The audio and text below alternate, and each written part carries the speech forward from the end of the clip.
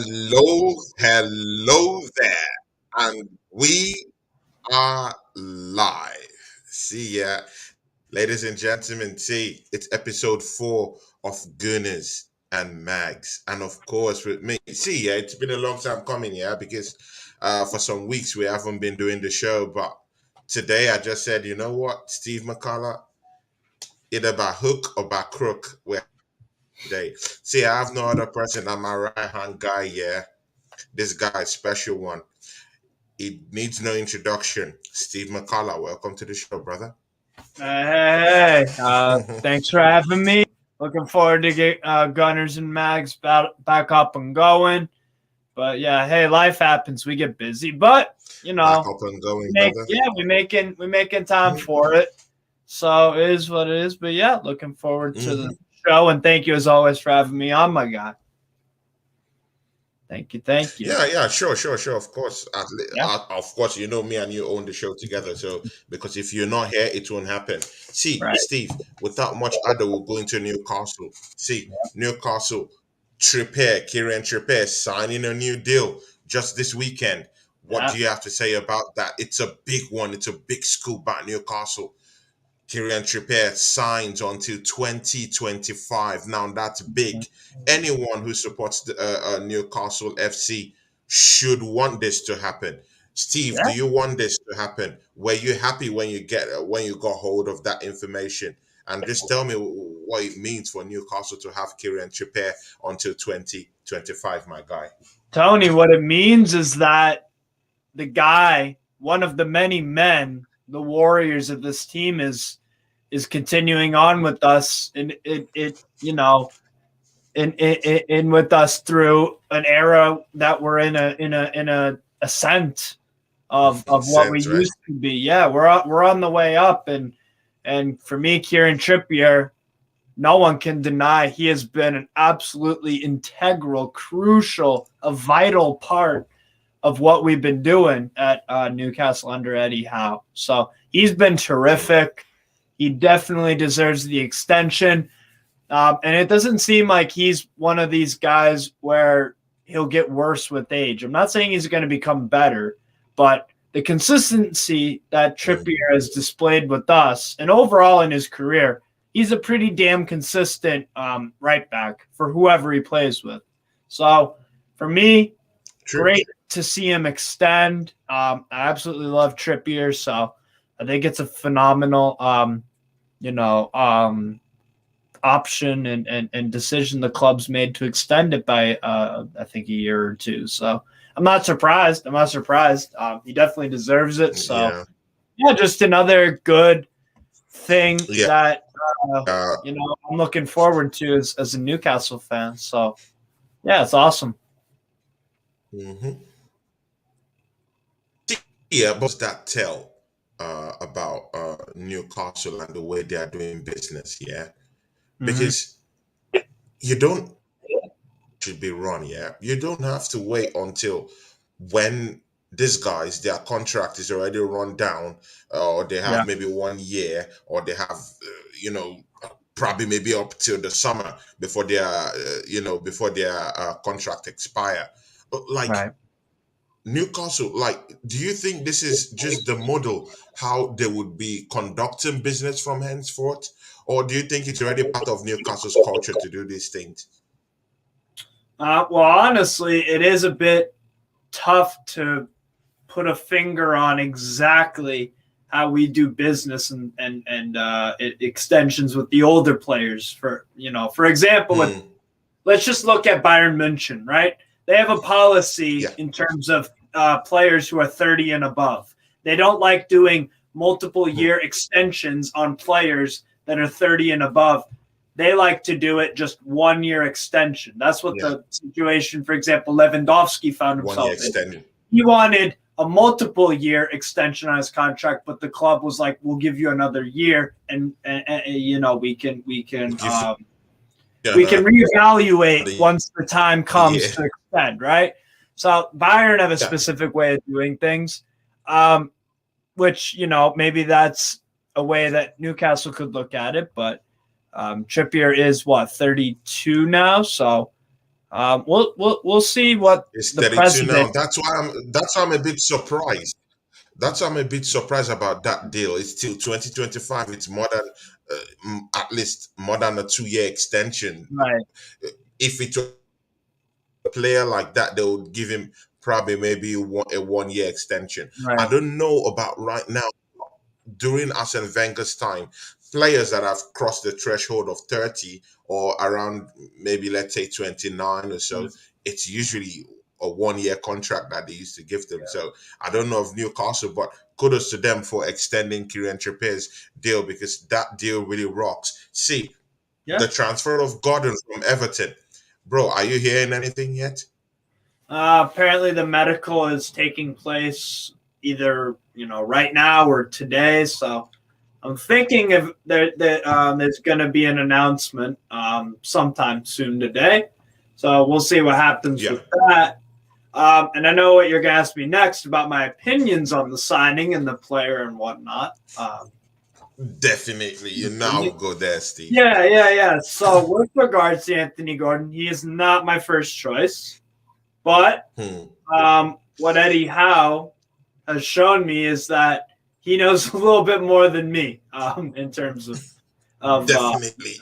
Yeah, exactly. He no, seriously, he is absolutely transformed Newcastle during the time he's been at the club. Not many losses, a lot of wins, a lot of clean sheets. We are on the verge. I'm not saying we're in the Carabao Cup final yet. We still got Southampton on Tuesday, and I'm sure you want me to touch on the game that happened this Tuesday. Yeah. We'll definitely have to touch it. Yeah. So we're 1 foot into a final, and then let's do the business Tuesday. So now we're in a cup final for the first time in God knows how long. I believe 99. We haven't made a final in this millennium since 99. In the 90s, in the 90s, did we play Man United then Arsenal in 98, 99? Or what? No, it was 98 we played Arsenal because 99 Man United won the treble by beating us. So the last final we were in was against Manchester United in the FA Cup in 1999. So it's been a long time since we've even had. 99, I think so. Yeah. It's been a long time coming, yeah? Yeah. So he deserves to call the shots with transfers. He deserves to call the shots with contract extensions, regards of promoting youth players into the first team. Whatever the hell he wants to do, I support it and I back it and I'll back the player. Again, not my first choice. A little bit overpriced, sure. But we've seen Eddie, and we've talked about this multiple times, Tony. Eddie Howe has transformed the players. He's transformed, multiple players at the club from a level that no one saw possible, even the most possible, right? Of Newcastle fans. So for me, let's just see what happens. Let's see what happens. Let's see what happens, right?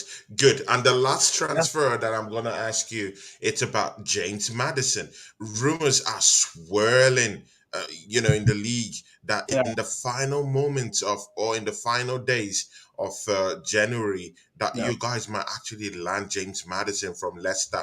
I heard that Leicester got, kind of like a bid from an unknown club for James Maddison. Just this past week, we're suspecting it's Newcastle because they're basically they're the only ones actually going for him. Do you see that transfer happening? And do you think if he comes in, he will just slot in straight up into that Newcastle setup? If I were, again, this is a whole what I would do versus what Eddie Howe will do. So to answer your first question about Maddison will come in, I think actually, I think so. I think we actually might get him this January, but we'll see. Because money is not the problem anyway. Right. But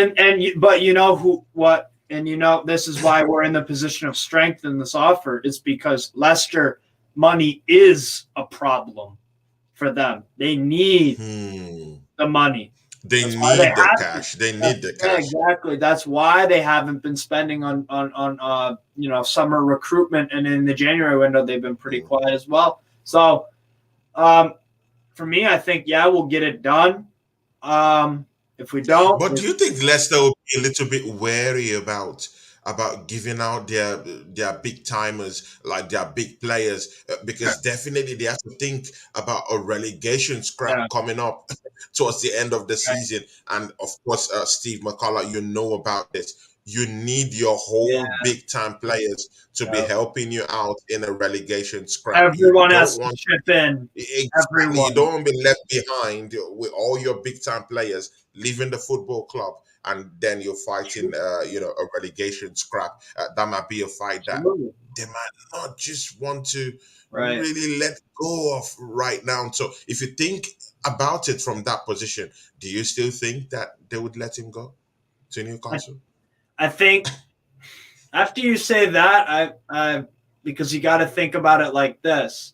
Leicester, if they get relegated, let's say they do sell James Maddison, it could be for any amount of money. It could be 80 million. It could be 70, 60. That's not. If you think about it, if they got relegated. Well, it's not worth 80. It's not worth 80 mil. Exactly. It's not worth the Premier League TV revenue alone if they got relegated, which is, I think, 250 million for each side. Something insane like that for staying in the division. So I look at it like that, but they also might look at it like, well, if it's a depreciating asset, might want to cash in now. So maybe I do think we'll have to wait till the summer, but also the player can force the move. I'm sure we'll talk about Caicedo forcing his move. Definitely, that's our next topic right now, because we have to go into the gooners. Yeah. So, I mean, with regards to that, it wouldn't surprise me if we didn't get him, but also wouldn't really surprise me if we didn't. I'm like 59-41 on it. Or sorry, 49-51 on it in terms of it'll happen, it might not. It might happen, might not. But let's say we did get, to answer your question, let's say we did get him. Everyone thought Bruno Guimaraes was going to go straight into that team. It actually took him 4 or 5 matches for Eddie Howe to get him in because we were still getting positive results. So I don't think he would go straight into the team. And same goes with Anthony Gordon, right? You know, it looks like when we'll sign him compared to if.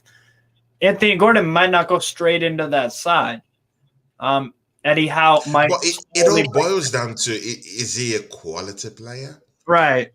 Of course, he's playing for Everton. Like, of course, Everton's position in the league right now. Horrible. Is he that big quality coming in? Again, I'm not I honestly, I don't understand the transfer and the hype. There are things about his game where it's like maybe that could fit, but again, this is what Eddie Howe. Remember, this is what Eddie Howe did at Bournemouth. He took unfancied names that people thought, I'm not so sure about that. Not so sure about that. Right, like Ramsdale, he picked out for less than £1 million. Right, there wasn't much hype around him. There wasn't much hype around Callum Wilson I believe he was at Portsmouth. Scored loads of goals in the Premier League for them. But loads of goals. Yeah. So Eddie Howe has an eye for talent when it doesn't look on paper like something phenomenal, but he's good at finding the strengths of the player and making them out to be good signings. Seriously, look at his signings for Bournemouth. A lot of them are fantastic. Even the Solanke one, it didn't work out under him at when he was there, but now at the moment, Solanke has about 4 or 5 Premier League goals and looks pretty decent now for Bournemouth. So even that transfer has recouped some of its offers. So the only bad transfer, even Nathan Ake. Nathan Ake, who played yesterday for Manchester City, when he was in Bournemouth, this guy was. It was a joy for every striker to play against. It wasn't really that good. But again, when you're in the midst of winners and they pass on that mentality to you, you automatically you start looking like a hero, like a goddamn superstar. And that's been the story of Nathan Ake. See, before we go into this Caicedo issue, I think the pronunciation is Caicedo, if I'm correct. I don't know, but I think in Ecuador they have their own intonations, when they put the spin on that name. But you know what? Yeah, Steve, I did not do a watch along because you didn't want to come for the watch along, or you were sleeping. I was sleeping, so I canceled the watch along because I like doing my watch alongs with you. Fair. And of course, Miss Melina was unavailable at the time too, so I just decided to cancel it. But you know what? Yeah, Steve. Yeah. That matchup yesterday.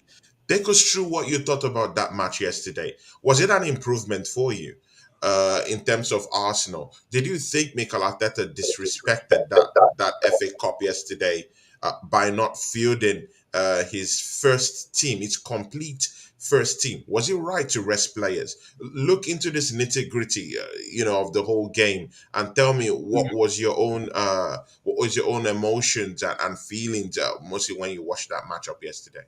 Yeah, coming from a neutral perspective, Tony, bro, you know what Mikel Arteta's first mistake in all of that yesterday was? The fact that Rob Holding was playing in the match, period. That in itself is a disrespect to the FA Cup.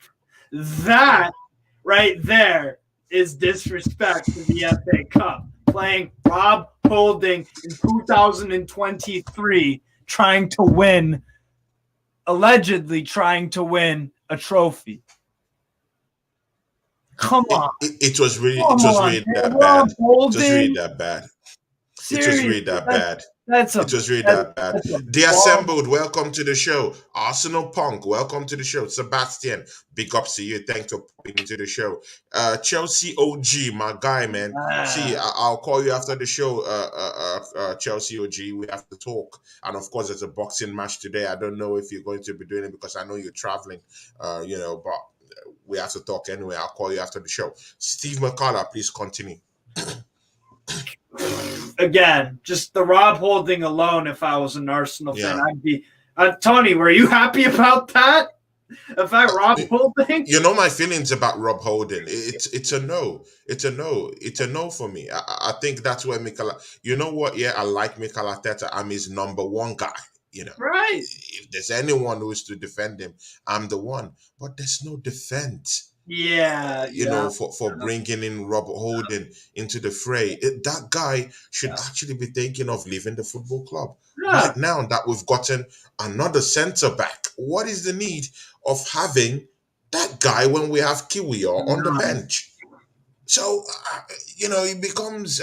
I don't know. I will be the last person to start slagging off Mikel Arteta because I want to take the positives out of that game. But I'll just allow you to pass on your emotions first before. So that for me, that was the first sign of major concern, and that Arteta didn't really seem to give a toss about the FA Cup. And then the rest of the lineup, it's like, why don't you just go strong? You have 8 days until your next Premier League match. You're telling me that you can't take Mancity seriously on a Friday night match? That away end, by the way, how many Arsenal fans were there? I heard 7,000. 5,000 fans to come to watch Rob Holding play. Bro, yes, I was so the weak Man City. I didn't even think Man City were that good. And they were not that good. They were in for the taking. I thought Riyad Mahrez was pretty ineffective the whole game. I just like Man City. Neither team never really got going. But true. And then you know what? The other substitution. Although Trossard tried to force some kind of moves in the first half, there was some little flashes of what he can do in an Arsenal shirt. You remember that first shot he took, right? Yeah. that he forced a save, a very very good save actually from the goalkeeper from Ortega. Yeah, exactly. And there was a ball he actually had in the 18-yard box, and he crossed it backwards for Tommy the Terminator, Tommy Yasu, to hit a shot, on goal. So at least Trossard was a little bit, in the game. It kind of fizzled out in the second half. But again, Steve Machala, Martinelli, did you see the way he was getting in behind that Mancity back four? Countless of times that team was in for the taking. Why not field your biggest players to play it? See, even the Manchester City bench, they're big players, so they don't have French players there. The second team is a legitimate first team in other places. So why dilly-dally with these guys? Go in full strength, right? Especially when they weren't performing that well in the first place. It was a so-so performance. True. It was so-so. I thought Ake did really well, covering Saka, but for me, if I was an Arsenal fan, I'd be kind of pissed off and underwhelmed at the whole thing. It's like, well, now you're just putting even more added on pressure to this Premier League title, and now for me, it's just like, I think people would be less pissed off if the result was the same from last night, a 1-0 Man City win, but the one change caveat being that you had your first team out there. No Rob Holding, no Lukongas, none of this no BS. excuses. I think the Matt Turner one, that's reasonable, right? You want to have and it's not like Matt Turner is a crap. For me, Matt Turner was actually good. See, we'll talk about that. Princess Adora, welcome to the show. Princess Adora, I love you. You're the best. You're the best. We have here, Sebastian says, McKinney close to Leeds. Leeds United. McKinney from Juventus. We have to talk about that after we finish with this Man City game. Leeds is currently having a 1-goal lead against Accrington Stanley, of course, in the FA Cup going on right now. So Leeds is leading the Park by 1-0. And of course, Leicester City is having a draw right now with Warsaw. They have been terrible. And this is why I picked Walsall. This is on Twitter. I don't know if you saw it. I picked Walsall as one of my FA Cup. I saw it. I was shocked. I was shocked when I saw it. But now watching the Walsall on Twitter, Harvey Barnes hit a shot. So big ups to everyone who's come to the show. Princess Adara, big ups. I love you. Chelsea OG, big ups to you, my brother. I have to talk to you after this. See, Steve, it's simple. Arsenal needed to field their first time players or their first team players yesterday. But again, this is where I'm having mixed feelings about fielding those same players. When we fielded Thomas Partey, you could see the drop instantly when Lokonga came in. We'll talk about Lokonga in a bit. You could see the drop, right? You could see the drop. The drop was there instantly. You could actually see it. But again, Thomas Partey left in the second half because he had they found out that he had rib problems. Again. So if you field in your players for the FA Cup, when you know that you're number one in the league table, you have to maintain a certain kind of like dignity in the FA Cup because it's Arsenal royalty at the end of the day. We've won that cup 14 times. So you have to maintain your dignity down there at the same time fighting in the league at the end of the day. But again, do you think that missing out from the second half, Thomas Partey, do you think it justifies Mikelarteta's dilly-dallying with the first team players in that matchup yesterday? No, it doesn't. Because if Partey was playing and he had a rib injury, does it bring that nostalgia, that nostalgic trauma? Like, What if we fielded all these our players in the first half and something bad happens to them and we have a goddamn title to win? Right. But Tony, it's I look at it as simple as this. If you're too scared to go out there and play and be fearful of an injury, guess what's going to happen? You're going to get injured. You're going to get injured. Have you heard people before saying, I've heard ex-professionals say, if you go onto the field worrying about an injury, we heard another huge example of players playing for their clubs before the World Cup kicked off in a week, few days, whatever. Guess what? Those players, they were advised to just play as normal, because if you're thinking about that in the back of your head, you're going to get fucking injured because you're overthinking things. You're going to take a sloppy step and bam, there goes your ankle. Bam, there goes your hamstring. Like, just play normal. You're a professional footballer. There's a reason why you're here. Why Arsenal, pay you money, and that's to play football matches. And that's to play football matches. Of course. There's an 8-day gap, and Tony, I'm pretty sure people wouldn't be that mad if Arsenal lost 1-0, but their strongest team was out there, and it was a relatively that leads me to my next question, obviously. Yeah. See, Steve Machala, Arsenal's performance yesterday, is there any positives to take out of it? If you ask me, because you still have to answer that question.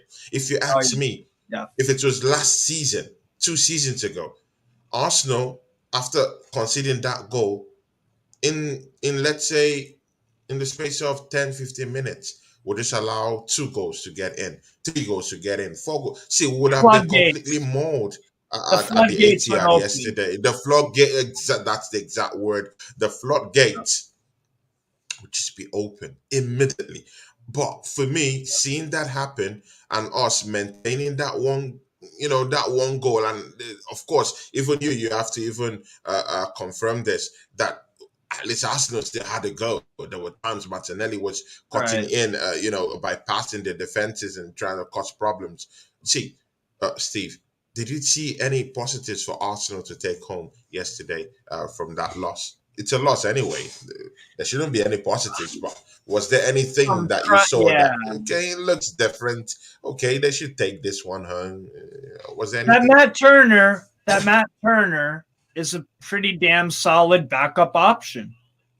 That's the one thing I'd take away from it. I'd probably also take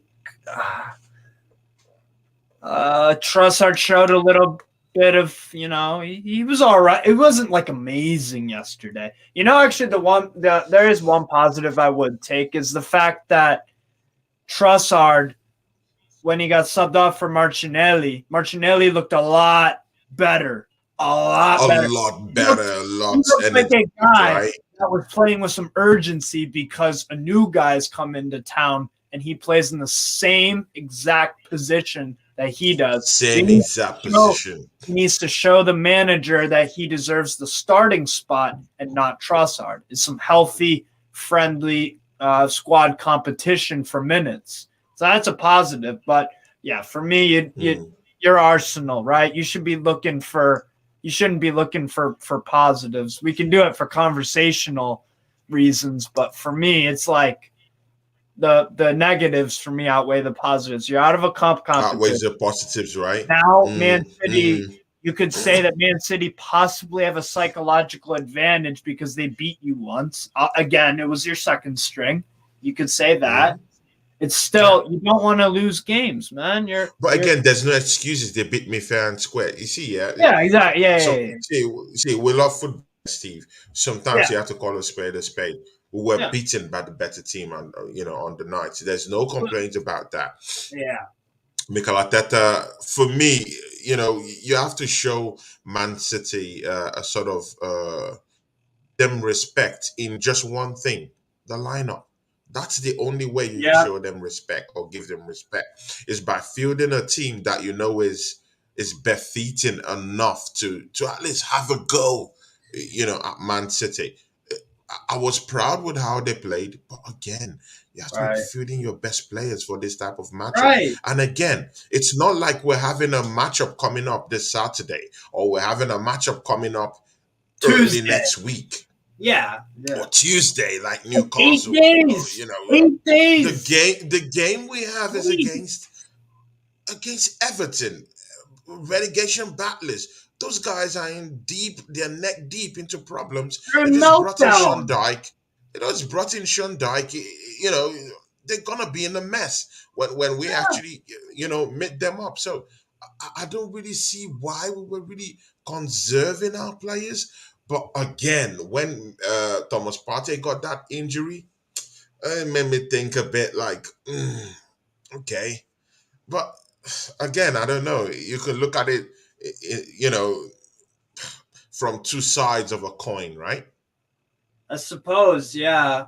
The other takeaway, again, from this is that you guys need to get rid of Rob Holding like we need to get rid of Jamal Lascelles, because when those two center backs line up for the replacement of our outstanding 4 center backs, they don't fit the way we play.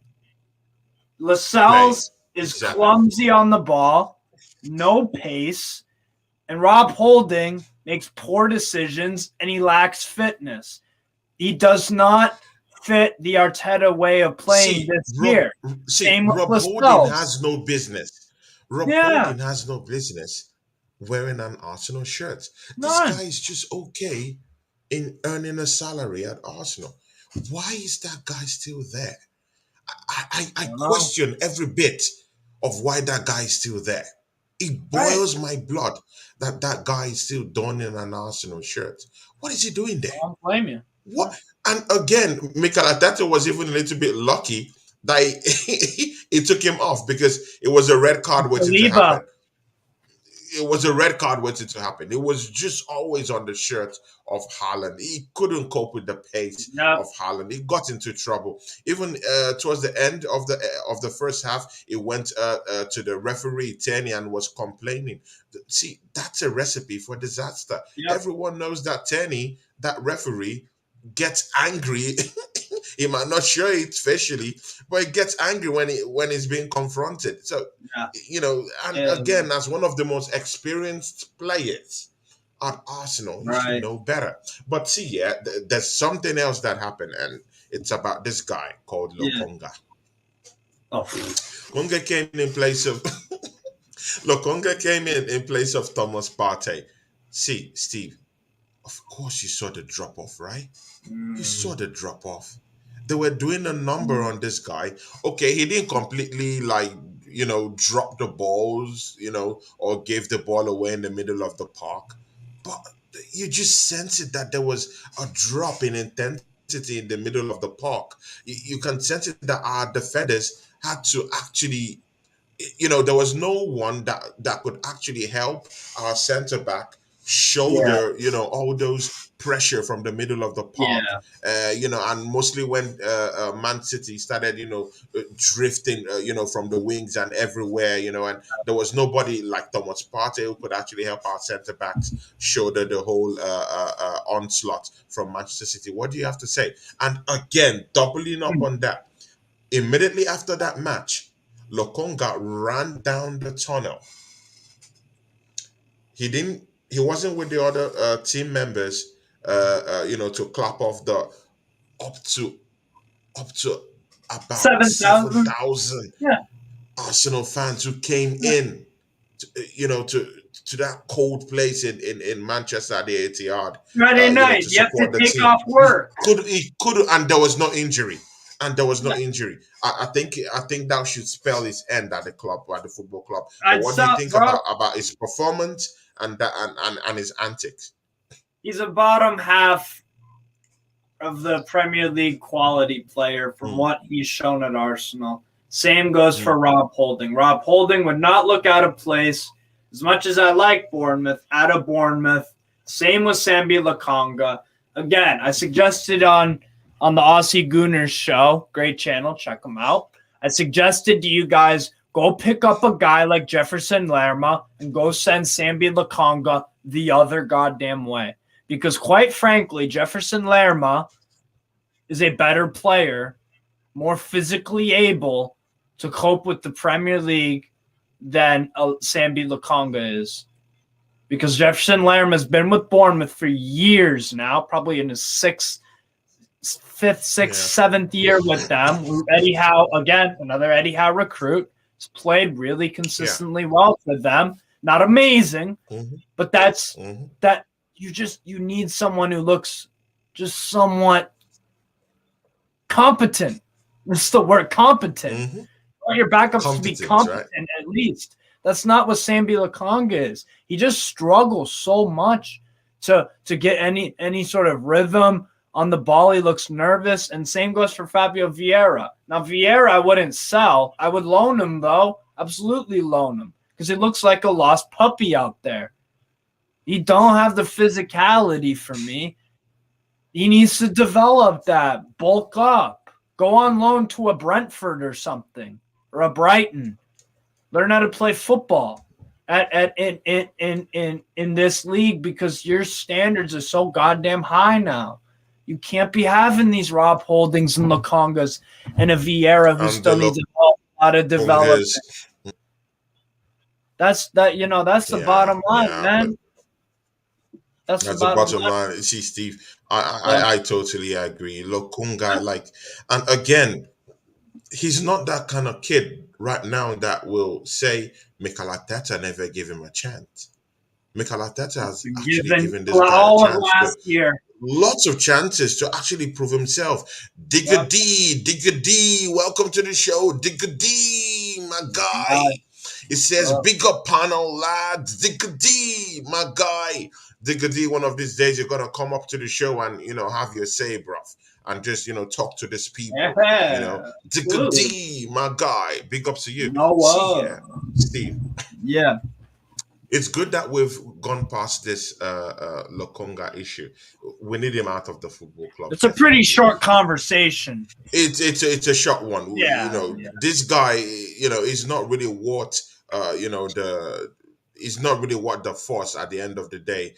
Mostly when you're the doubt lingering over your ability to cope in the Premiership, you shouldn't be the guy. Running down the staircase or running down the dugout, going out, not clapping the up to 7,000 fans who came to see the crap you played in the second half. But you know what? Let's go away from that. See, Caicedo, Brighton, Chelsea Football Club, Arsenal Football Club. It seems like déjà vu all over again. You know that guy Mudryk. You know what happened, right? Yeah.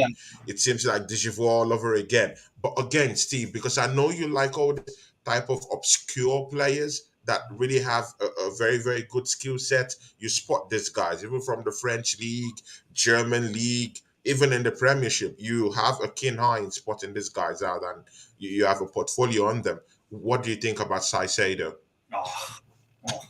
I mean, like you said, Tony, I do like an obscure pick, but this guy right here, he's worth the hype that everybody is talking about him, because he's a complete midfielder, tackling machine, good on the ball, has a nice eye for a pass on occasion. He's just he runs ragged around the pitch constantly. He's threatened in I'd say he does a lot of work in both boxes. He does a lot of work. He's running. He's running. He's cutting in deep. He's a midfield marshal. He's a captain. Good decisions on the ball for a young man. Do you know his age, Steve? Smart football. I think in 19. 21. 21, this young. This guy's young. See, even Digger D is chiming in. Digger D says here, unfortunately, we need Caicedo. We need him. Oh, yeah. We need him. So, see, Steve, in terms of his skill set, what do you think this guy will bring to Arsenal? What it'll bring you is easily upgrade on your midfield options that you call backups. Easy upgrade. And he challenges Xhaka for that starting spot. For that spot, right? He's so talented. Like you know, the skill set. Just talked about it, Tony. My God, the guy. You're going to get tons of work out of him. He's going to win you a lot of balls, interceptions, tackles. Like just watching him on the eye, he's very, very good to watch. He's just a great footballer, right? And he's a disciplined footballer too. He's a very disciplined guy. Yep. Like extremely disciplined. His work ethics, it's out of this world. And for him to just be 21-year-old and command such respect, you know, or at least of the Brighton players that I know, and of course in the middle of that park, this guy is a battler. He's a battler. See, if you compare this guy to DeclanRice, what could be the advantages of having a DeclanRice to a Caicedo? Because a Caicedo is not coming cheap. If it's coming to Arsenal, you can hear the prices. 70, 80, 60. 70, 80. And that's in the same price range with a DeclanRice. Guys in the chat here, big ups Chris Moss, my guy from Time Sports. Go subscribe to that big guy, you know, great guy, Chris Moss, my guy. Digger D still in the channel. Sebastian still in the channel. You know, go show these guys love. You know, see here. Do you prefer a Declan? If it was in Newcastle right now, would you take a DeclanRice or would you take a Caicedo? Because a Caicedo costs approximately the same, you know, in the same price range like a DeclanRice. DeclanRice could even be more because I think West Ham would want to squeeze the juice, you know, out of everything. As they should. Yeah. So what do you think about that? I would take Caicedo all day over DeclanRice. For me, with Caicedo, the thing with DeclanRice that worries me is that I like the player. He's a good player. Don't get me wrong. But the thing is, it's like he's played under David Moyes and Southgate. The intensity and the pace of play, they can cope with it. Yeah, in a counter-attacking sense. But I don't know what DeclanRice really looks like in a side that's dominating possession. I don't really know what that looks like. If he's the one to, for me, when he plays for England and whatnot, there's some attacks where they try to go guys. Steve is cooking, guys. Steve, wait, pause. Guys, Steve is cooking. It's cooking, guys. When he gets into the realm, guys, he cooks. Steve, cook on, my brother. Cook on, bro. The thing that worries me about DeclanRice is that there's so many times when I watch him play for West Ham in England, he goes with the safe pass back instead of trying to be a little bit more just inventive. Adventurous, more inventive. That's what Caicedo does, right? Caicedo makes a mistake with misplaced pass every once in a while, but that's what you want in a player. You want him to take risks. And it's all about taking the risks in the right moment. And for me, like, DeclanRice, you should sign him, absolutely. He's a safe pair of hands, But Caicedo, for me, it's like... But is he hard tackling like Caicedo? Is he hard tackling? Is he the...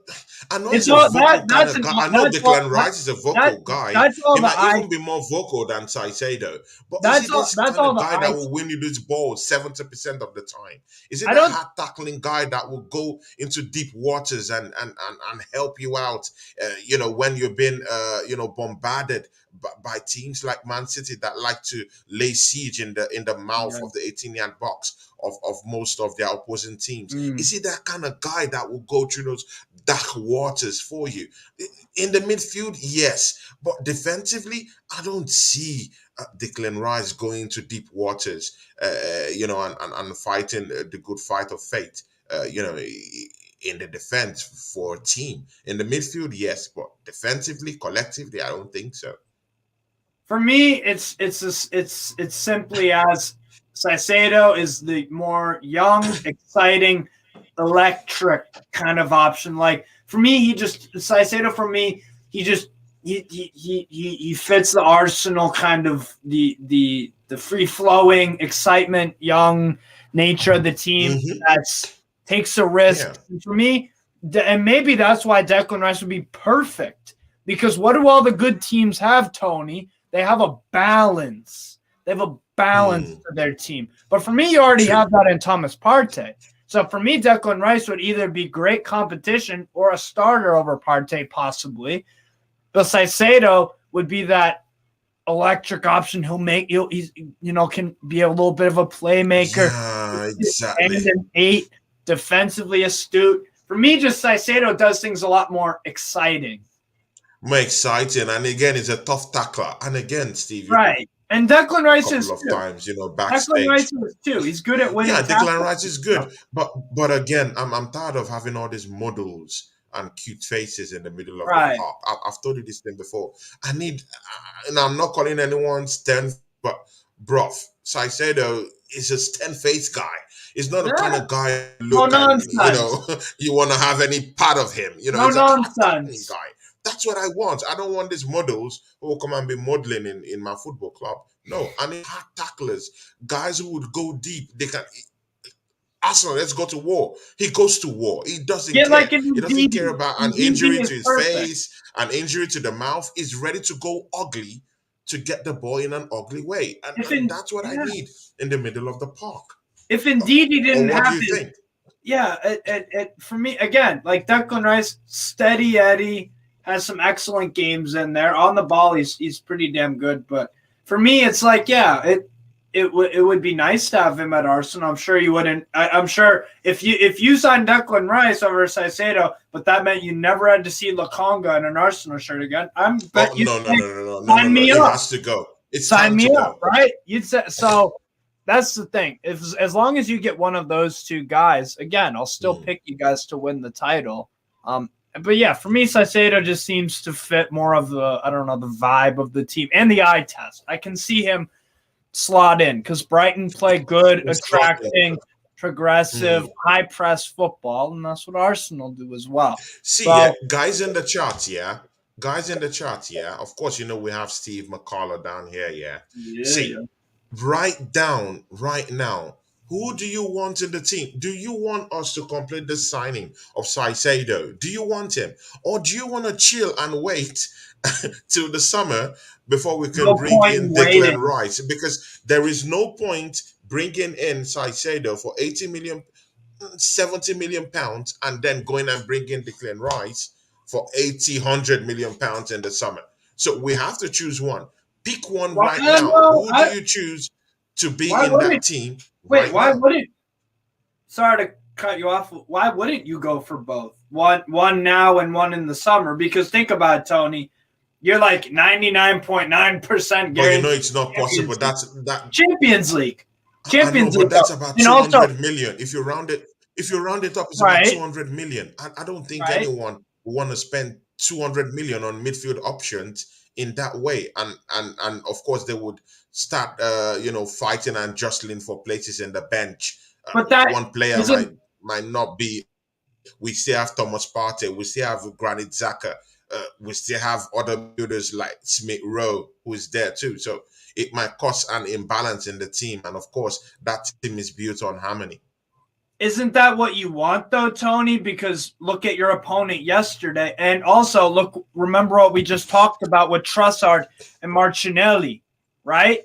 I don't think that there's going to be friction. I don't think – hold on. Just let me just finish up real quick. I don't think there's going to be any friction between Martinelli and Trossard for that starting left wing spot, because look at the reaction from Martinelli. He didn't go onto the pitch and saunter and – it seemed like he was, being replaced by Trossard. No, it was one of his better cameos. He went there like it was his own, right? Yeah. Right. But again, one thing you need to understand is that Trossard plays in all formations in the. Right. And he could come in for Nketiah. He could come in for even Staka. So, of course, but on that, doesn't have any case to be very, very afraid of in any case. But what I'm saying is, if a Caicedo comes in and then you're putting up to, let's say, 70 million plus add-ons. And again, in the summer, DeclanRice is coming. Mind you, Granit Xhaka, he was just put on a new contract. Mind you, Thomas Partey, there's no how he's leaving the football club next year. So we have up to 4 to 5 options. Mind you, we still have Emil Smith Rowe, who is coming in from injury. He's down there. That makes it up to 5 options down there. And again, Charlie Patino, who was in Blackpool, is getting doing real well. Is getting into bit. Is asking the questions. I want to have my space in the team. So, don't you think it might cause a little bit of a big problem, even if we're in the Champions League? No, I don't. I don't. And also, Tony, you don't see that, right? No, I don't, because why is Pep Guardiola, able to have such a gigantic squad full of nonstop quality? Yeah. And remember who was his right? People love to point out that Arteta was Pep's understudy. Well, don't you think he has taken notes? Don't you think he's taken notes about how Pep deals with these huge squads, deals with things like that want to have the spot? And you know what Pep does? He just so maybe Arteta is the kind of guy where he can have a squad like a Mancity, right? For me, like a Mancity, a big, huge squad. But again, it depends on the board. Is the board willing to spend up to 500 million to get all this players? We know Mancity. If you're spending 70 million on Caicedo, and in the summer spending up to 80 million on DeclanRice, see, approximately that's 200 million. And we still have other areas, like, mind you, probably maybe a winger might have to come in, probably maybe an air defender, I don't know, a right back, I don't know. But it depends, on what Mikel Arteta deems necessary for the team right now. But I don't know. Is Kroenke ready to dish out 300 million, 200 million for both DeclanRice and Caicedo in the same year? Tony, it all depends on the manager demanding it and the fans, right? Because remember, this is a business. Arsenal are business in this regard, because they're trying to show a product, sell a product, do season tickets, come and do this, come and give money for shirts, for all the clothing lines that you guys have with the Adidas and whatnot. Make it worth your money. True. If you have a good product, make it worth the money, you right? And get more, right? Don't just sit back and be like, "Oh, I'm happy." Exactly. Because then guess what? The owner isn't going to pump in hella money. True. So if I'm Stan Kroenke, I'll be dropping 300 with what he's seeing right now. Like, look, see, it's evident. If you invest, Steve Machala, there's no back door to this. If you're investing in a team and your investment is going on players that can actually improve the team, like what Arsenal has been doing, 3 years to develop that team, 3 years to build and to rebuild the squad, and you're spending that kind of money. He's been backed in the market. He's been backed again to even go in for Caicedo. He has no reason to fail. And right now we're top of the league. Now, it's certain when you put up that amount of cash to support your manager, to build a new team, you will get the result. It's as good as that. People laughing at Chelsea right now, People laughing at Chelsea right now. They're making hell of a lot of moves to improve. Bro, in the next 2-3 seasons, it's okay for all this team to laugh it out right now. Right. That they're spending 100 million on this. Bro, in the next 2-3 seasons, when these guys come out and start smoking up, it's going to be a cookout. Who's going to be laughing then? Who's going to be laughing Who's going to be the donkey then? Chelsea fans, when they're sitting pretty in a bunch of different competitions, because they have made a hell of a lot of moves on a bunch of promising young players that I'm a huge fan of. And rebuilding. And again, not just rebuilding, but rebuilding in a very sustainable way. See, look at that. And it's also got the aggressive part of it. It is aggressive. Top bowlers very aggressive. Look at that Mudryk deal. That guy has been signed into an 8-year deal. Yeah. Bro, think. With that 8-year deal, Mudryk can ask for increments in anything. He has a static amount of money with him. So in other words, you're not going to have a player coming and holding you ransom, telling you, "Hey, I need 500K." Bro, because in the middle of your contract. You can tell him, buddy, you can go shove it where the sun don't shine. You got 6 years left here. Then we can talk about some bogus contract extent. See, Yeah, it's exactly. easy. This football management thing, it's easy. If you have a coach who's ready to do the work and you have owners who are ready to back you, if they're ready to back you, Right. you will win trophies. It might take 2, 3, 4 years to build a team, but when you build it in the right way, the trophies will come. And that's what that's showing it with Arteta. He needs the Cronkies to back him up right now. Let's see what the assembled is saying. I think he has some questions here for you, Steve Machala. See, in the chat. Yeah, guys, it's Steve Machala, but don't get it twisted. I like calling him Machala because it has that African vibe. So, and of course, I look at him like my African brother. Anyway, all races come from blacks, right? So, yeah, it's my African brother. Yeah. See, yeah, a hell of a video topic right there. Exactly. The assembled says here, the one thing everyone overlooks is Arsenal have a system, and no matter the skill set, doesn't mean he'll fit into the system and energy Arsenal need to fit in. That's our conundrum. What do you think about this statement? The assembled, it makes quite good points. He's a very philosophical person when he's bringing out his point. But what do you think about this?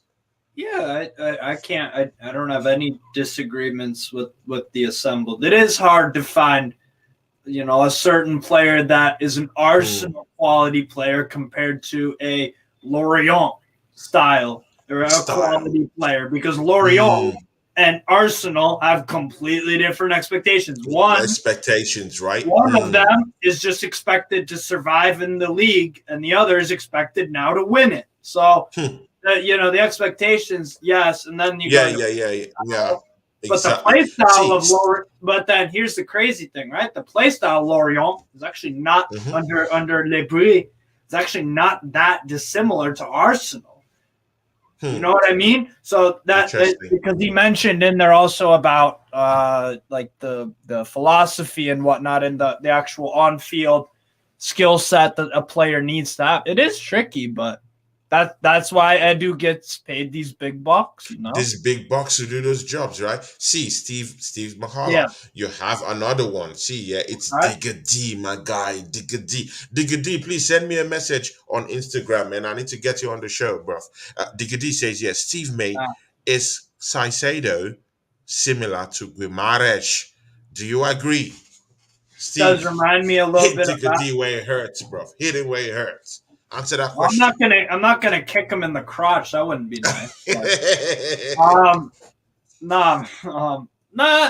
He does remind me of Bruno a little bit. I think Bruno is probably a little bit more technically gifted, but you know what does remind me a lot about him? The tenacity and the fact that he gets involved in the pitch everywhere. He'll pick off what's it called? He'll pick off the ball of the back four. He'll drive with the ball, wins fouls. There are some comparisons with Guimaraes in there. I could see it. Guimaraes can play a 6, 8, or even a 10. 6, 8. Yeah. I even heard Bruno Guimaraes can even play as a defensive midfielder. I heard that. He played that for Lyon for the longest time under Peter Bosch. Yeah. Exactly. So he does remind me a bit of Guimaraes in some ways, in some ways, right? Yeah, and of course, Diggy says, Caicedo is tough. He got the mentality, of course, he does. That's why Arsenal need to go. And of course, Diggy says here, Lokonga is done. Yeah, he's done. He's done out here, bro. Who is Machinelli, Chris? That's how you pronounce it in Brazilian. So, for example, Anthony at Man United is in Brazilian, you pronounce Anthony.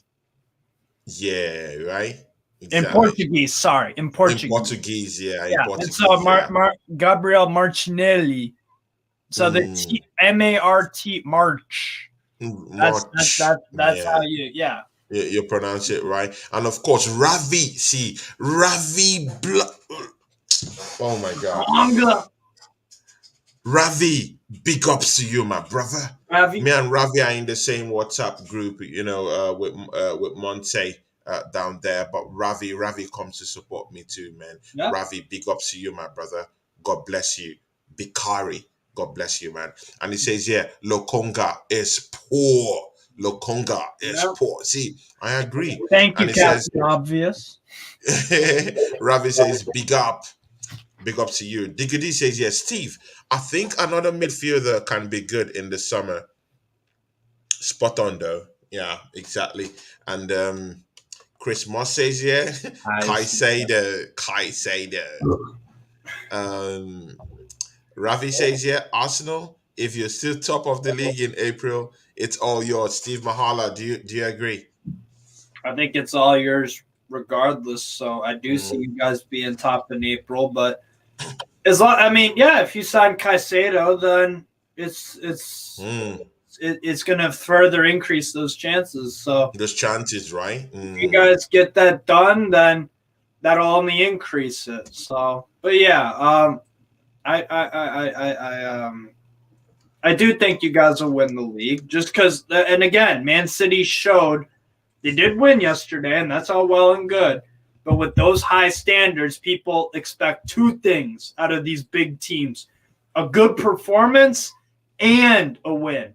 Man City didn't really perform that great to the level that we have come to expect and have seen out of them. They won. Come to expect. So they will get a little bit of criticism from those fans who demand both of those things. And from fans just casuals as us. Yeah. Yeah. Yeah. True. I get. See it, guys in the chat. We're about to go, but you know what? Yeah, smash that like button. I will read the remaining of your comments right now, and in case there's any question for Steve Machala to answer, please go now and smash that like button. Smash that like button like you don't care. And of course, Ravi says here, Arsenal have a stronger mentality this season. Yeah. Games where you would fall apart, you have won this season. Do you agree with Ravi Bikari? Steve? I mean, yeah, it happens, man. You can't win every single game. You can't, right? There will be a loss in there. I know you're the Invincibles and all that good shit. So for one year it did happen. And if we're talking strictly Premier League, I forget what you guys. I think you guys actually lost to Chelsea in the Champions League quarterfinal. Yeah, semi. Yeah. Something like that. I think it's quarter. It's in the quarterfinals actually. Quarterfinal, yeah, because they didn't make Champions League final in 2004 or whatever it was. But so it even the Invincibles lost, a game in the other. So it does happen when you play all these games. But all those games. Hopefully, right? Hopefully with for you guys for Arsenal that it just. That was the rough day, and you kind of have that excuse that it was your second string, and then you could just see. There's no excuse. They beat me fair and square. Exactly, guys. Exactly. Yeah, I don't want to be that guy that will come and give excuses. No. If they beat Arsenal, they beat us. There are games that anger that anger me a lot. Mostly if the referees start doing hanky panky. But in this game, I was beaten fair and square. Kudos to Mancity. Right. But you know what? Yeah, I will meet them at the Emirates. That team, there's nothing inspiring about that Mancity. They're not playing the ball quicker. Right. If you see them, they slow down a bit. They allowed you guys to play a lot of the game. Exactly. They showed you a lot of respect. The we're having ball possession of nearly up to 40-something%. Bro. Which is high. At the 80-yard, it's hard, bro. It's hard. You don't go into the 80-yard and even get 30% ball possession. Else of it. You don't do that. Right. You don't do that. You don't go into the 80-yard and get 30%, 40% ball possession and leave to tell those tales. Yeah. Dead men don't tell tales. See, guys, Anfield Rod, go and subscribe to his channel. Big guy, great guy, Anfield Uncle Rod, big friend of ours down here. Go subscribe to him. He says, yo, brothers. Ravi says, Tony, don't do what Liverpool have done. If you win the league, don't think this squad is able to carry you onto the future. You need to keep refreshing and get players in. But of course, I've not said that we don't need players. Of course, you need to keep refreshing the squad. That's how Manchester City have kept on winning titles. That's how Man United did it as well. exactly, and He keep brought refreshing the in squad. additions because a new face goes a long way.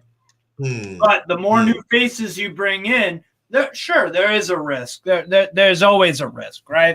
There's always a risk, right? There's a risk of bringing someone who could distort everything and or they could disrupt the whole. They could take the starting spot off Saka, and now Saka wants to. But this stuff is all. Yeah,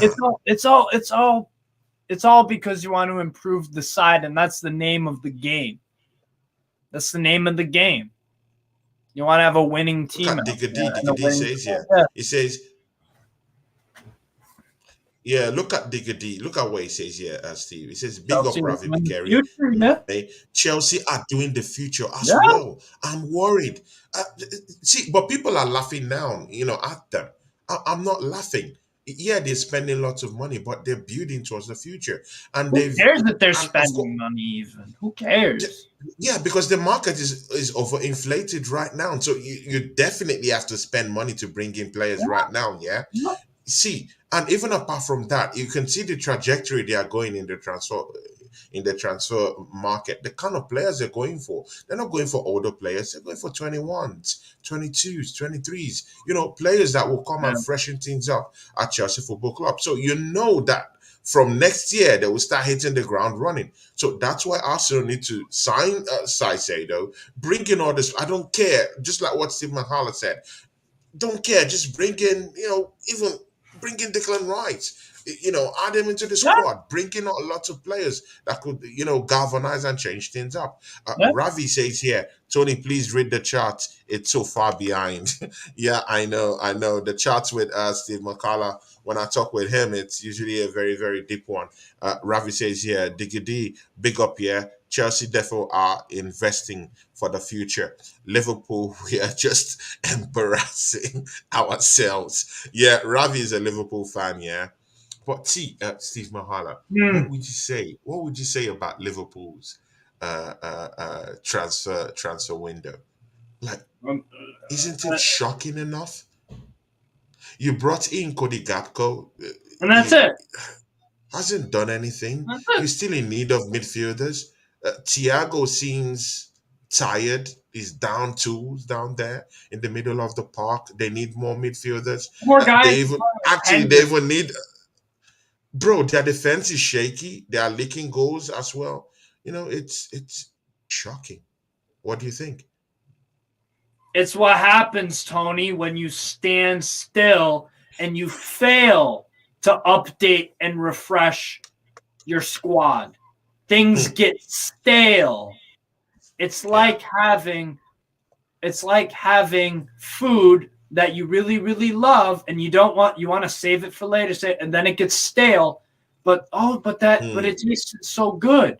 I should be able to eat it still. Oh, I like, No, stuff goes stale, bro. There's expired dates. You need to move on. Look what the best managers do. And I'm talking in this situation exclusively about Pep. Pep gets rid of players if they don't want to be there no more. We've seen it. And he refreshes it. But again, that Liverpool case, it's shocking to me, Steve. How can you tell me that a team that was practically fighting on four fronts, plus for everything for everything last season are in total shambles right now? I'm still cracking my head trying to find the arithmetic, that qualifies these things. Yeah, I don't know. You can't tell me that team is a dead team. At least for a team that challenged and major honors last season on a set of honors last season, you have to be at least getting fifth, sixth place, even if you have a drop off. But right now they're in 10th. Yeah, and it's shocking. And Tony, that's what happens. That's what happens, Tony, when you don't restock the food in your cabinet. It gets stale.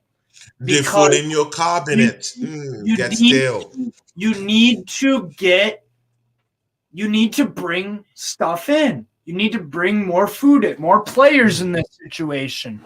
But you need to refresh the squad. I watch This Is Football. I watch Hussam, the Liverpool fan. You know what he says? Unambitious ownership plus a sentimental manager. What does that equal? A marriage from hell.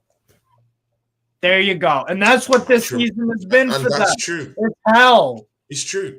It's unacceptable. It's I agree. Their standards they've agree. But Steve Machala, you can't tell me that money is this guy's problem, because I've read in the dailies, they said that Liverpool have a 250 million war chest. Like, it was on the Daily Mail. Like, they have money. War. Like, it was a capital WARCHEST.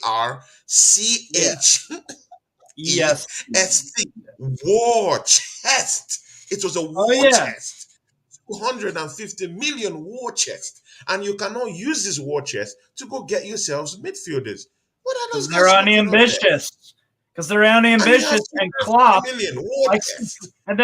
likes to flip flop every other press conference, saying, "I need midfielders. I don't need midfielders. I need midfielders. I don't need midfielders."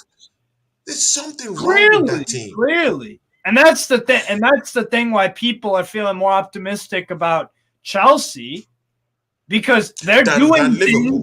They're doing things to rectify the situation, not only in the here and now, because Badi is in the future. Yes, but in the future as well. And Liverpool are doing nothing. Because their owners, they put up the club for sale, and so now they look at it as an opportunity to just, we don't need to throw any more cash in this, because we bought the club for 330 million or whatever the hell it was. It was around that figure, and now they could sell it for 5 billion without blinking an eye. So why would we even throw any more millions into it? We're going to be making a shitload of money anyways soon.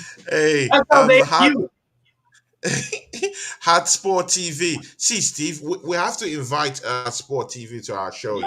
Very great guy. I had this guy. I had to go do a show on a separate channel. Totenham Sport channel. And, I had a chat with this guy. Very lovely human being. I like him, like his character. Lovely human being. See, Hard Sport, thanks for coming to my show. He's a sports fan, but, he comes down here to chop it up with me, and that's love, man. Yeah. And guys, please go subscribe to his channel. He's a great guy. If you even see him to discuss football with him, you would just like it. Yeah. Great demeanor as a person.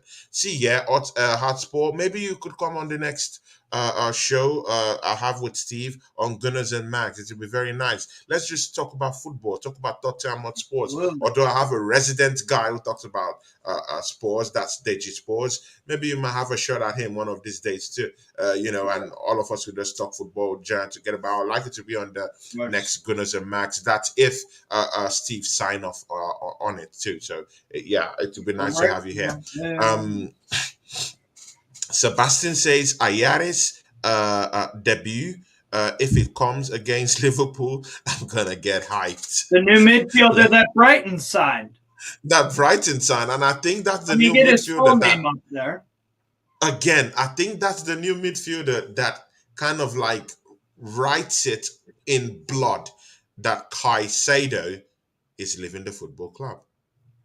He's from Sebastian's club, AIK, 19-year-old, AIK, 5'8". Yeah. And of course, Sebastian, you would have to tell us more about that guy off camera. Yeah, I don't know about that. The assembled says, Steve, you have questions, bruv. They want to kill you here, bruv, But you know what? Steve is up to the task. It says, the assembled. Steve, do you think paying near to 100 million for Caicedo to teach him to be more positional discipline is money well spent for the potential buyers? What do you think? Of course. Yeah, I mean, 100 mil might be, you could negotiate that price down a little bit, but if that was the price, it's not even, Tony, it's not even the potential alone. It's that he's a brilliant player right here, right now for Brighton. Right here, right now. So he's going to improve you in the now and in the future. And in the future. Which is why Chelsea want him as well. That's why Chelsea want him as well. True. What a shocker. Because of course, Kante is aging right now. Other midfield options are messing up in the middle of the park for Chelsea. Of course, they need that grit in the midfield, and Caicedo is that guy that can come in and glue everything together. So I'm really genuinely scared if Caicedo finds his way to Chelsea. We need him at Arsenal. We need him. Apart from squad depth, what it will bring to that team will be something exceptional. We need him in that team. Hotspot TV says, yeah, Steve with the disco light. Yeah. Adds a bit of flavor. It's so easy to take chip shots at Steve, adds a little bit of pizzazz, Exactly, yeah. Ravi says you have to keep it fresh because players are not getting any younger and need decent squad depth for all competitions you are in. Exactly. That's what we've been saying. I totally agree. Hit the likes, people. Guys, smash the like buttons, yeah. Support me and Steve, yeah. And go to Steve's channel. Steve has a channel. He will shout it out at the end of the show. Go there right now and subscribe to his channel, guys. If you love my channel, if you love what he does, go down there and support him. It doesn't take anything. Just go there, support him. He likes football. He does lots of watch-alongs. He supports Newcastle. He supports Lazio. Supports all of them. See all those shirts down there? He supports all these teams. He knows more about all these teams. So go there and support him. Smash the like buttons, guys. Rafi says, yeah, Klopp and FSG are too stubborn to admit we need players. Exactly. You go. I totally agree, Ravi. I totally agree. Hotspot TV says you need to strengthen when you're on top, unlike Spurs. I think you guys are just sportsy. You guys are just sportsy about it, brother. You're sportsy about it. Ravi says, yeah, decent show this. Yeah, Ravi, thanks, man. And always come here and support me, man. Always come and support me and Steve in what we do. And Millie A says, yeah, hello guys, Millie A. Big ups to you, man. Big ups to you, Millie, a new subscriber. Thanks. Thanks for coming up. He says, hope you're both well. Yeah, we're well, Milia. Big ups to you, man. Love to you. Thanks for coming to support me, man. God bless you. God bless you, man. And of course, Ravi says, yeah, Liverpool move like fake channel with an SH, not C. Oh my God, Liverpool fans are they're angry, man. Of course, why don't you be angry? You should be. Exactly. You competed in the Champions League final just last season, and you're finding yourself 10th position. You will be angry. Right. You have the right to be fairy in whatever you're saying. I pity Liverpool fans, man. I pity them. Milia says Liverpool won't be finishing top.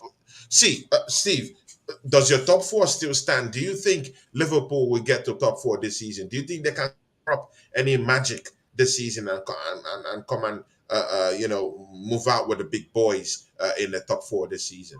Tony, no chance in hell. There's more chance in heaven. There's more chance of Brighton, Fulham, and Brentford getting near top four than Liverpool is. No, not after this January window of doing nada. No. Nothing. No chance. See, guys, I'm sorry. I know I have lots of Liverpool fans here, but I'm sorry, man. What happened to your football club? What happened from competing to 10th in the league, bruv? It's shameful, but it's shameful. Yeah. I'm sorry. You guys need to demand more. The FSG have abandoned tools. You need new midfielders. How in God's name they brought in a Brazilian from Juventus? What's that guy's name? Arthur Melo, who wasn't good enough for Juventus. Injured player. He was injured when he signed for the club. Signing. He hasn't even made up to 10 appearances for the... What is 10? Even 5. That guy hasn't made any appearance yet. Crap signing. That's how shocking that guy is. And you guys went to bring... Oh, my God. It's shocking. A panic Andy Bell is in the show. Big ups. He says, hey, old lads. Big ups to you, Andy Bell. I hope you're doing well. I checked up on you, Andy Bell, and I was trying to know if you're doing okay. You're also my friend apart from all this show stuff. Big ups to you and big up to your family. I saw your chant when Newcastle won their match the last time. I saw when you called into Steve's show, and you guys just had a good chance down there. Big ups to you, and it's love. Finally happy again in the Northeast, man. We're happy again. Exactly. You guys are in. Newcastle are on the verge. If you guys get into this final, you're on the verge of having a title this season. And again, it also doubles that you guys, for some reason, are still the best defensive side after 19-20 games this season in the Premiership. Steve Machala, take us through this before we end the show. I don't even. The best defensive team in the Premiership. Can you believe that? I ran out of superlatives to describe how good our back 4 and 5 has been with Pope. I mean, my God. Pope comes up with match-winning saves. Fabian Schär consistently does incredibly well. And Sven Botman is proven to show he's a top 3 center back in the league. It's just it. And then again, extending Trippier till 2025. Oh my God. Amazing. And then Dan Burn is phenomenal at left back. We've been, so and again, for me, that's why I still stand by. As long as we can get these 0-0s, turn them into 1-0s, 2-0s, and all this stuff, we'll be perfectly fine for top 4. And in the final, if we get there, and it looks like it'll be Manchester United, unless Nottingham Forest have something crazy planned for Wednesday. Yeah, exactly. We've got a brilliant formula to win a cup final. A no-nonsense defense. Yeah. A midfield that is competent and that does a little bit of everything, and a match winner in Isak Wilson. Can give you a moment of magic. Allow all these teams play and just catch them on the break, score 1 goal, and do what we're good at. We're great at defending. We're one of the best teams in Europe at defending. That's a perfect recipe for a cup final. Perfect. True. Defend. Catch these teams on the break. Get 1 goal. Isak is there. And again, when you have lots of players, midfield players and wingers alike that are good in scoring and good at helping the midfield, at least help choke that midfield in a way. Yep. That's what Joe Linton is doing. That's what Miguel Almiron is doing. These guys know how to score goals, but yet when it comes to helping the team in the middle of the park and helping defensively in some circles, that team is that good. And again, Newcastle, I've said this a couple of times, you guys are very good in the dark arts. Eddie Howe, I never knew Howe had that in his wheelhouse. The dark arts is now something that's now closely associated with Newcastle. You guys can fall off. You can fall off and just wait for waste the game for 10, 15 minutes. Playing nothing. You need this type of thing. Exactly, Tony. And that's why we're a real good shout against the Manchester United, because we have so much going for us. True. Both in terms of the tangibles, like the quality of players that we have, but also the intangibles, right? The dark arts, the athleticism, the decision making. Exactly. We have time wasting. The team. When you hit a player, you fall off. In general. Trick the referee. Yeah, things like that. You need Mourinho did all those things, and he got him a title. And I know lots of titles. When a generation that don't care how you win the title, they don't see. These guys don't care. You think these fickle fans care how you win the title? These guys don't care. We have fickle fans everywhere. These guys don't care how you win the title. Do it rough. Do any form of cheating, provided you're not maybe getting, you're not bribing in Italy or something. Right. Provided you're doing anything to win the title. These fickle fans out here don't care. Just win for them. It's all good. Right. Do anything. As your job as a football. Just win. Football manager or player or anyone involved with the club. Go out there and do every single thing you can in your power to win. The trophy. To win. Yeah. And that's what we've shown. We've shown so far that in league matches we've done excellent, and we're on the verge of being in a cup final. So clearly we've had to do a lot of right things in those. So we'll just see, man. We'll see. But no, it's incredible, because I've never seen this as a Newcastle fan. And it's been since, literally It's a long time, been man. a It's a long long time. time since we've And been in again, the if you guys meet Manchester United, I do think you guys will beat them. I'm serious, bro. Because your defensive display and your defensive Yeah, we have the mechanism it ingredients. will nullify everything. We have the Bro, ingredients, you guys are the best defensive team in the league for a reason. There's a right? reason why Arsenal couldn't get a goal against you guys. There's a goddamn reason for that. Right. The Assembled says, yeah, Steve, I believe after Leicester winning the Premiership, you can't count out anything. Even though at the moment it's highly Yeah. unlikely that Liverpool can come up. It's Yeah. very unlikely. Jordan Heyman says, yeah, Jordan Heyman, big up to you, my guy, Jamaican brother. He says, yeah, good morning, Tony, bro. Steve will soon close the show. He says, Steve, mate, are you happy with Gordon? Steve, Right. answer Yeah. that question. Looks like we're signing Anthony Gordon. He's not my first choice, but like me and Tony talked about, Eddie Howe has shown at Bournemouth and at Newcastle, he's got a real good eye for talent. And it might not be talent that's the flashiest or the ones that are the obvious picks, but he picks players that he thinks will fit his system. So if he thinks that Anthony Gordon will do that, I hope it works out. Yeah, definitely. All I can And of say course, about it, really. So yeah, even Conte. Yeah, exactly. Steve, are you happy with Anthony Gordon? Yeah, they just they just asked him that question. And then our last chart, thank God for this. The Assembly says, Steve, do you oh my god, they want to kill Steve with questions. Steve, do you think Howe has the ability Newcastle? See, yeah, guy, it's not just if you like Steve, go to his channel. He will shout at his channel after this. I Go sent to the his link in channel the and chat. go subscribe to his channel. Have you put it? I didn't see it here. Please Yeah, I'll read it. Hold on. post it.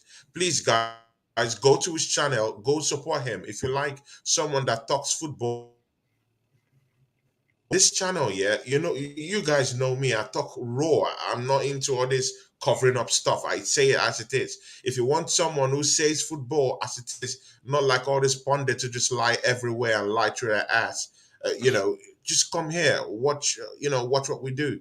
Go to Steve's channel, subscribe to his channel. We are people that talk football in its reality. We're not here for cover-ups. Talk about how it's going, and that's what Steve brings to the table. Go to his channel and go subscribe to him. You will see it in the chat, and of course, he will shout out the channel too.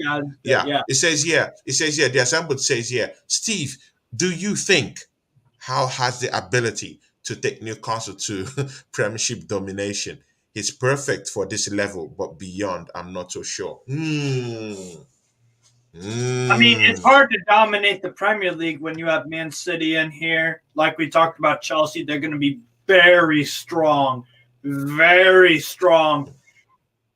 probably next 3 years guaranteed. It might even be quicker than that. I mean, look how highly we've climbed up. You never know. So domination, I think that's hard to achieve, but I think he'll win us a Premier League title. Yeah. I think Eddie Howe will win us a Premier League title. Sure. I will go out on a limb and say that. I've seen enough and I'm answering this question in the here and now, right? Maybe this will come back to haunt me because it turns out he isn't good enough, which is entirely possible. But from what I've seen so far, it looks like Eddie Howe has all of the skills, both intangible and tangible skills, to turn us into Premier League title winners in the next coming few years. But I'm looking at it. I'm enjoying the process. I'm enjoying what I'm seeing so far. So I'm just taking it, step by step. I'm enjoying the ride. Step by step, right? Yeah. Andrew Bell says, my very good friend, Andy Bell, he says, Gordon needs to be given a chance by the fans. Exactly. But Steve, Newcastle fans aren't their fans are not fickle, like most of all these top four teams. They actually genuinely give players a chance. They help them to develop. They don't castigate them. They don't bring them down and bring their confidence down. Of course, if you're talking of Arsenal Football Club, our fan base, part of our fan base, they specialize in slagging off the players when they've not even played the game. They want to slag them off. I'm not all about that. When Matt Turner came in, I said it. Don't just rate this guy in his first match. Give him time. He needs time. Give him time. But no, they keep slagging him off. But look at that performance against Mancity. That guy is good. He's okay. I'm not saying it's the best number 2 you should have out there, but I'm saying give him a chance. It's okay. And and if he keeps playing it with honest skills, it will develop. So that's it. You guys should give Gordon a chance. Same thing with Chelsea fans. If you guys want to give all these guys that have come in a chance, allow them develop in a way that will help the team. But look at Liverpool with Nunes. They want Nunes out right now. He's a flop in his first season. Come on. And he scored some goals already for them. But they want him out right now. It's not how to build a successful team, right? Sometimes you just have to give them a chance. Steve, am I wrong? Or is there anything you want to add to that? No, you're spot on, man. Spot on. Absolutely. Yeah, you got to give. You ultimately, what do you want as a fan of Arsenal, Newcastle, whoever the hell? You want your team to succeed. It shouldn't matter who is doing the succeeding, as long as this guy is scoring goals, this guy's assisting, being consistently a good performer, this guy is pocketing best players in the world every weekend at the right back spot, this guy at center back is doing this, goalkeeper's making worldies. It shouldn't matter. Right? It shouldn't matter who that guy's nationality is, what club he came from, blah, blah, any of that stuff. You just want your team to succeed. I want Anthony Gordon to rip it up, tear it up, help us win a title, man, or whatever. Yeah. Exactly. I'm all for it. Exactly. I'm all for it. Absolutely all for it. Steve, remember Chelsea have shown big players have massive egos that can destroy managers. I agree. Ravi Berry, what about Ward Prowse? Oh my gosh, these guys, they want to go for anything. They don't want to see Nunes there. I wouldn't have been my choice. However, if we don't get behind him, less chance of him hitting the ground running. And that's true. I totally agree with you. And the final chart here, not sure on him. If we was ever going for him, Diggity, but he would be good for us. And he's talking of Ward Prowse. Steve Machala, shout out to your channel. Yeah, so my channel. End the show for us. Yeah, my channel is Strasbourg Steve and Newcastle Fans TV. And actually, it's in the chat, guys. Go subscribe to that channel. It's in the chat. Yeah, so my channel's in the chat. And then also, if you go on Newcastle Fans TV, I have a new video up on there of me talking in my car about 5 wingers Newcastle United should target in the summer. So there you go. The most recent upload on Newcastle Fans TV, that's me. That's me talking. So, so that's all I got. And guys, Steve doesn't just talk about only Newcastle. He does lots of watch-alongs. He does lots of shows. So genuinely, he talks about football, and he loves football. He could be talking about Arsenal today. He could be talking about City tomorrow. He could be talking about Eintracht Frankfurt the next day. It's just that good. It's just that spontaneous. So go and show people that actually love to talk about football in its rawest forms. Go and show them love. Go to his channel and go show him some love. Yeah, you guys are up to like 10, 15 in the charts right now. Go show him some love. And of course, if you're new on my channel, please subscribe to my channel. Click that subscribe button and come support me and Steve most times we do our show together. Big ups everyone, and thank you guys, and I'll catch you guys. Maybe I might do a stream tomorrow. I might do a stream tomorrow, but again, it might be on Monday. I might have another show, and it might still be the Gooners and Magz show that will be coming up on Monday again. So let's see what happens. Big ups everyone, and Steve, big ups to you, my brother. Big ups to you. Thank you. Thank you, everyone. Thank you, everyone, for coming to the show. Peace.